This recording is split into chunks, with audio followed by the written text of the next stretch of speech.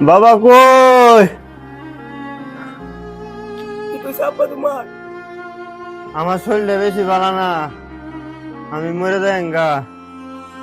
আমি একটা বীমা করছিলাম, প্রতি মাসে 5,000 টাকা দিতাম।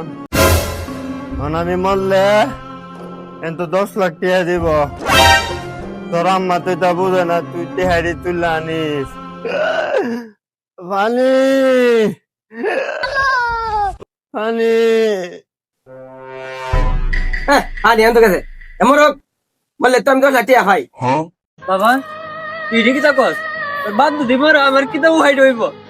রে তুই যে পাশের বাড়ি চাচার সাথে যে টাঙ্কি মারো এদিকে আমি দিই না, তাহলে এক কাম করো, পাশের বাড়ি চাচার সাথে তুমি যাওয়া আর আমি 10 লাখ টাকা তুলে নেই আর কি।